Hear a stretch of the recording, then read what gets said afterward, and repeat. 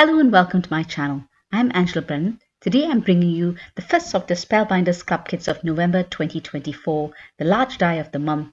Hooray, it's your birthday.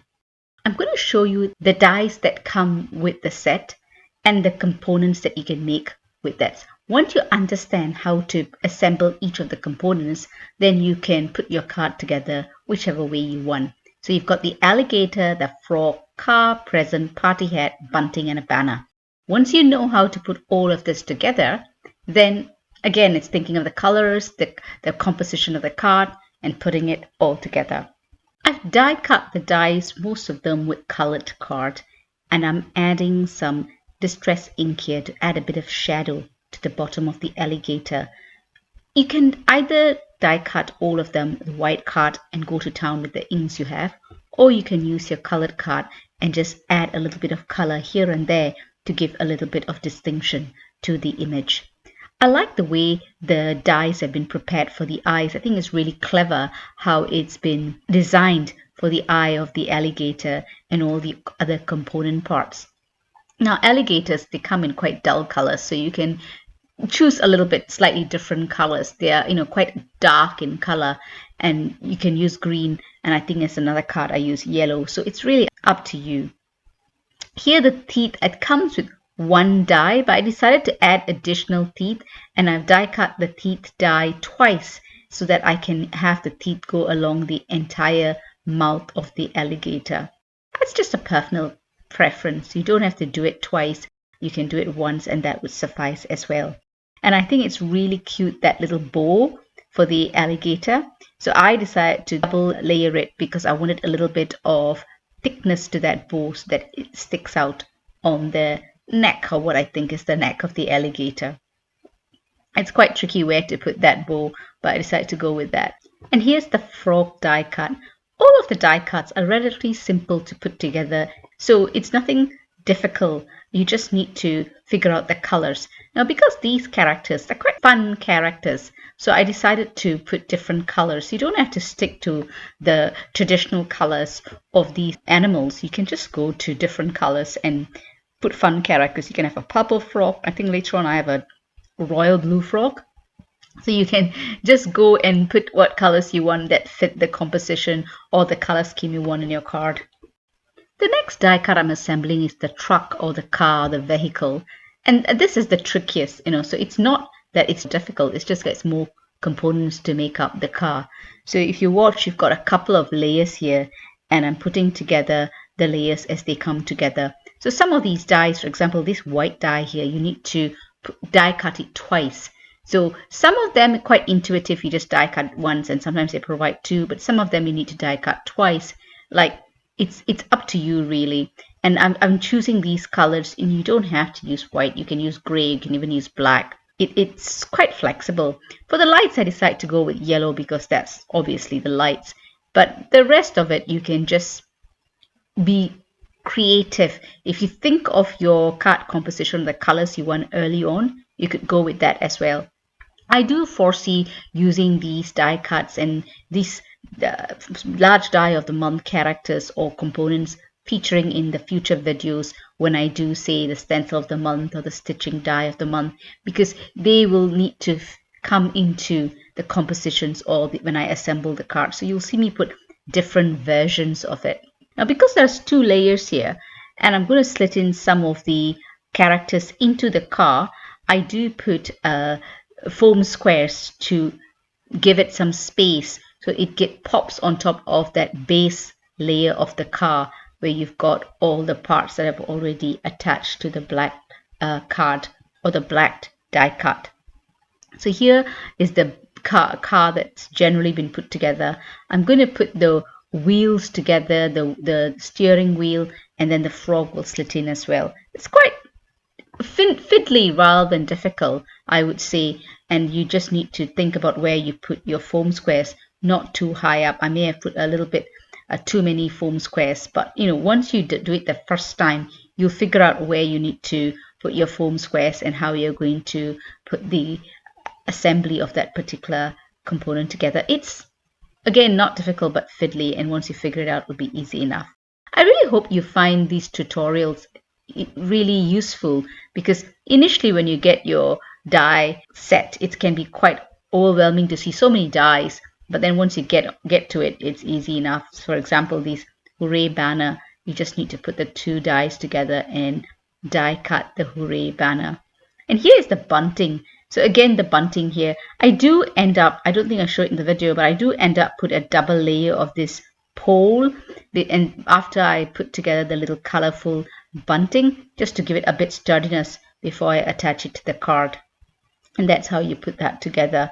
You just stick the hooray banner onto that bunting pole, and there you go. You've got that ready to stick to the back of the card when you assemble the card later on.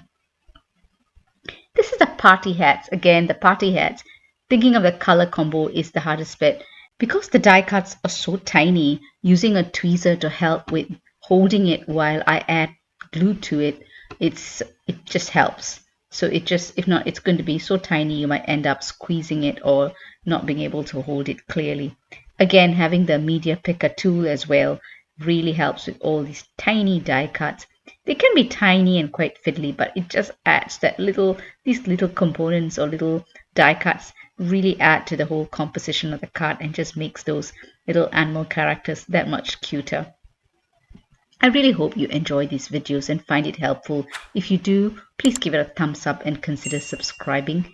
And when you do subscribe, remember to press that notification bell so you're alerted when new videos are uploaded. I will be doing most of the Spellbinders club kits for each month this year. From next year onwards, I will do the entire set of Spellbinders club kits, and from a couple of months or a few months ago, once I finish all my Spellbinders club kits, I do a playlist. The playlist for the month will basically have all of the Spellbinders club kit videos for that month in the playlist. And in that playlist, as of last month, what I started doing, I started creating a card or a project. I'm not sure whether it's always going to be a card, but certainly last month it was a card. I'll create a project or a card that will use all of the Spellbinders club kits of that month in that one project. I think it's fun to create that, and I get quite creative and I get excited thinking about how I'm going to put that together. So it's probably will be a larger card or a fun full card to encompass and to hold all those different club kits of that month without it being too busy. So this is a birthday card clearly I'm going to do for this month. But as I go through doing all the videos for each of the club kits, I'm starting to get ideas and I will pull them all together and have them into one card. So when I release my playlist, I will have that project in that video along with the playlist of all the videos that will show that Spellbinders club kits of that month. And here's the first card that I put together. If you've been watching my videos, you know how I like to do ink blending. And I do have an excellent storage system for my distress inks and distress oxide inks, as well as the respective foam pads. In fact, I'll put that video in the description below so you can see how I store them. I'm a firm believer of if you put your storage systems in order and it's easy to access as well as put away, you will use those items more often. When I put the frog into the car here, I want to make sure that the hands are one hand's behind the steering wheel and one hand's in the front. So I just use my little pokey tool to help me with that, just to make sure that the hands are properly situated on the card. You don't have to, but I just thought I like these little details. So I didn't have enough space to push that bunting pole into the card because I put my foam squares right to the top. So I'm just cutting it a little bit to attach it to the card, which is probably a good idea not to put your foam squares right to the top because you'll insert the bunting pole, the steering wheel, as well as the frog. So if you keep that in mind, you know you leave a space at the top there so you can insert these different die cuts to it. I'm just adding some dimensional tape to the back of the banner. So when I put it onto the card, it doesn't lie flat or it doesn't go behind. It stays up and pops a little bit just to make sure the banner stays the way it should be. Now these little gifts I put behind the car here, I could have put some dimensional tape behind it, but I decided to just leave it flat. Whenever I make these cards, I'm quite conscious about making the card too thick or putting too much dimensional tape. If not, it's difficult to get it through the post, and the postage fares have gone up, so I'm quite conscious about that. I'm going to adhere this card onto an A7 card. Now it's an A7 card originally, but I slightly cut it down. So it's probably 5 inches by 6 3/4 inches just to accommodate that panel. For the sentiment, for an additional sentiment other than the hooray banner, I'm going to take it from the clear stamp and die of the month. So it's a set that comes purely with sentiments, and all of the sentiments coordinate with the entire Spellbinders Club Kits for November 2024. And that's what's really, really cool about these Club Kits. They all coordinate so well together. So these sentiments are what I'm going to use for all the cards that I create in this video. I do like sentiments that come with coordinating dies. It just makes it so much easier to give it that extra dimension by die cutting additional shapes of that sentiment when you put it onto the card front, so it gives it that pop. Because I'm going to be doing some heat embossing, I treat the card with some anti-static powder, prepare the stamp by rubbing it with some stamp conditioning eraser before I apply the VersaFine Clair Nocturne ink, and then I'm going to be sprinkling it with some clear embossing powder. This is superfine clear embossing powder, and I always heat it from the back first so that the powder attaches to the card, and then I go on to melt that embossing powder on the front. Here I'm using the emboss resist technique, where I'm going to be applying some shaded lilac distress ink onto that stamp and embossed sentiment so that I can die cut it and place it onto the card so it blends into the background. That's the purpose of applying that shaded lilac distress ink on the stamped and embossed sentiment. I like embossing the sentiment because it gives it that shine, but also it allows me to use techniques like this. So you see it just blends into that background. I attach some foam sheet to the back of the card panel and place it on the card base, and there you go. You've got a completed card. And I always use double-sided tape to attach the card panel because I do like it not to get too warped. Sometimes liquid glue can warp it. Not for everybody. I know some people use liquid glue, but I'm comfortable with double-sided tape, which is why I always use double-sided tape to attach the card panels to the card base. But when it comes to attaching layers to a sentiment, I use liquid glue, and there you go. It kind of blends that background without sticking out. Here's my first completed card. What do you think? Do you think I've put too many colors in one card? Is it too colorful, too busy? Let me know what you think. I'd love to get your feedback. Here I'm using this die that comes with the large die of the month die set as well, and I'm going to be creating a shaker card. I'm going to do this on an A6 card. An A6 card measures 14.8 centimeters by 10.5 centimeters. I'm just using the die to mark the area in which I'm going to do some ink blending that's within the area that I'm going to put some sequins to create that shaker element. So I'm using 4 distress inks here to create a bit of a background. So you've got the base, which is probably some green grass, and the blue for the sky. I like creating shaker cards and indeed receiving shaker cards. So when there's an opportunity of a die that screams to create a shaker card, I'm going to go for it. And the thing about shaker cards is you can create them quite easily. In fact, Spellbinders has got some domed shaker cards. I've not got any of them and I've not tried any of them, but I've seen them. These domed plastic shapes that you can make quite thick dimensional shaker cards. It's something I need to try at some point, but I haven't got around to it. But this is your basic shaker card. So I put some double-sided tape along the inside of the shape, and I'm going to place an acetate. So the acetate here will keep all that shaker elements from coming out. So here, rather than acetate, I've got an old box of transparency film. You know, in the olden days where you use projectors, I've got a box of that, and I found that in a thrift shop, and that's what I use for my acetate. So I'm placing some foam strips around the shape, and if you want it to curve around it, remove the backing on the foam strip so it's more pliable and amenable to go around the curves of that zigzag or overlay shape that you've got there. So it's easier to make sure that all your shaker elements is nice and securely contained within the perimeter of that shape. So once I've got that, I'm going to be placing all my elements. Before I put the shaker card, I want to insert the sentiment, because the sentiment is going to be the inside with all the shaker elements, and all the other die cuts are going to be on top of the shaker cut. You'll see what I mean. Because I've used distress ink there, you want to make sure distress ink is really dry, and be liberal with the anti-static powder that you use, so your embossing powder doesn't stick to the background too much and just sticks to the stamped sentiment. So I do make sure it's dry, and I do use lots of anti-static powder before I'm going to stamp and sprinkle the clear embossing powder. And there you go, it's nice and perfect. Again, start heating it at the back of the card so the superfine embossing powder sticks to the card before you melt the embossing powder on the front. If not, the embossing powder will go all over the place. And here I'm using some sequin mix. At some point I got loads of these Catherine Pooler sequin mix, and I'm putting a combination of the Mykonos as well as the Dublin sequin mix into the inside where the shaker is going to be. You can do it two ways. I tend to always put it in where the shaker is going to be, and then I place the panel with the acetate onto the shaker element.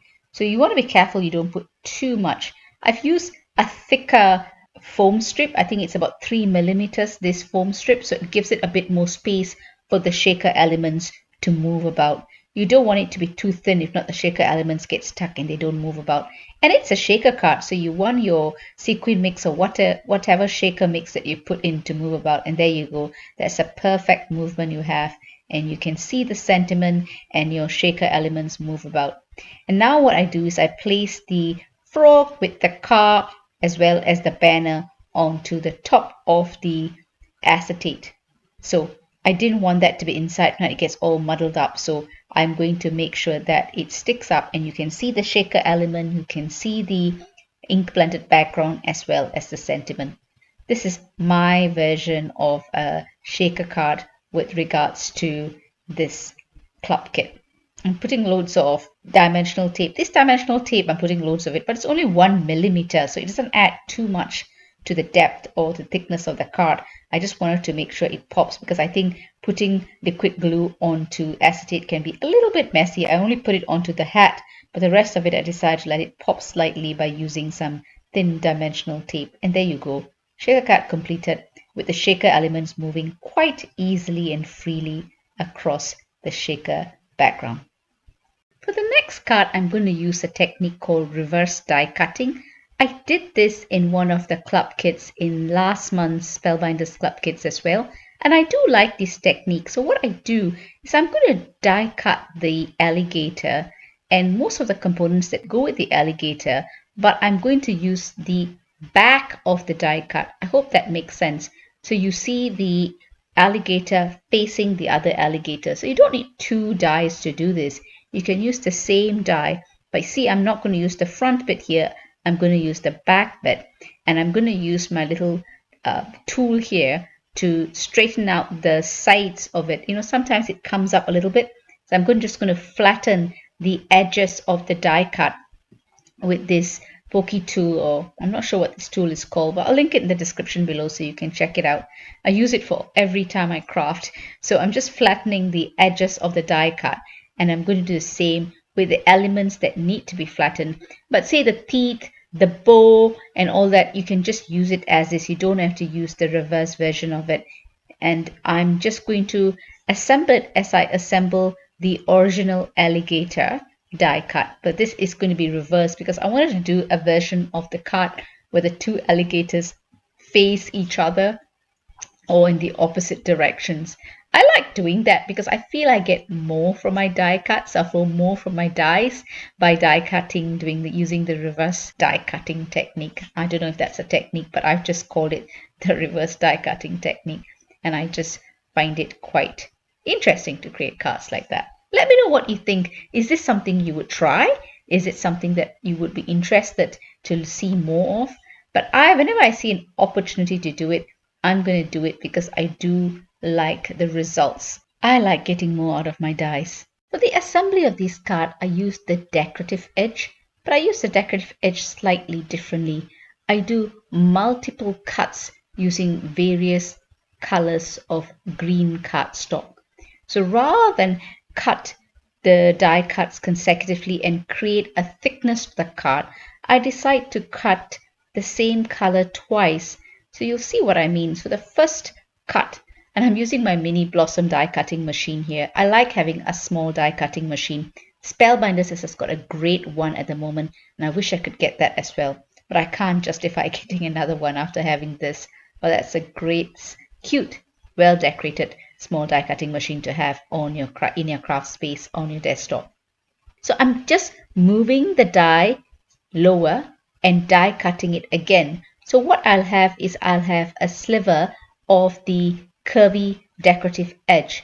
So I'm going to do that multiple times with various different greens. Now it doesn't go right to the edge, so I'm just creating another curve. I'm just cutting it freehand, another curve, because these lengths, I'm not sure, it's meant probably for a slightly smaller card, maybe for a mat, but I want to put it to the length of the A6 card panel.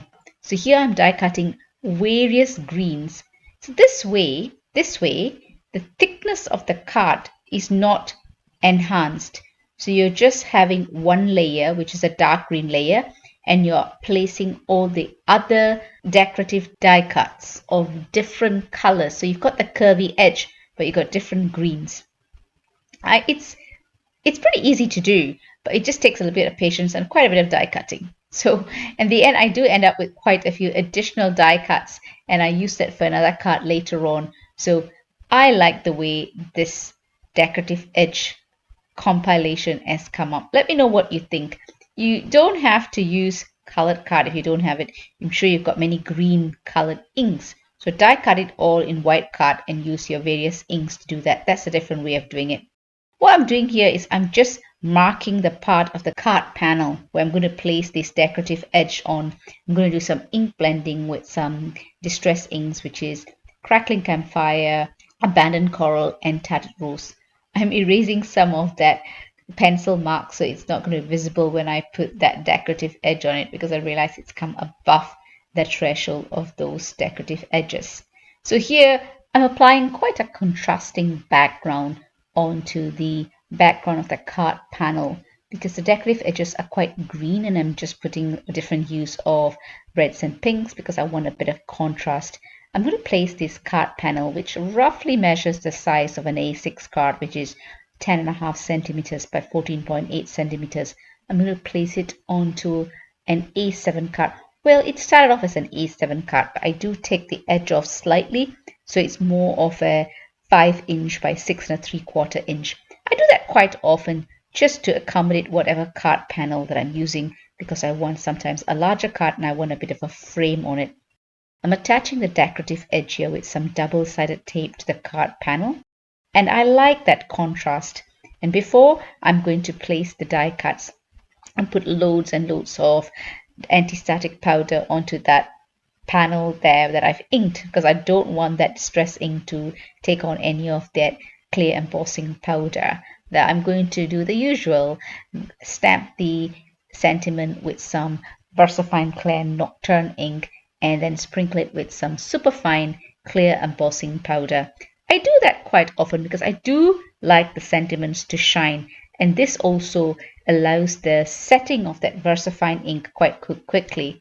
VersaFine ink is slightly pigment. It's a pigment ink that dries relatively quickly, but that's why it also allows, the pigment ink allows you to sprinkle some embossing powder and do some embossing, heat embossing. And I do like that shine on my sentiments. Per usual, I back the card panel with some foam sheet to give it a little bit of a dimension and place it onto the card base, which measures 5 inches by 6.75 inch. And then I place the alligators, die cut alligators that way. I back it with some thin dimensional tape and put it onto the card front. And there you go, the card's pretty much done. I hope you find this reverse die cutting technique inspirational and give it a go.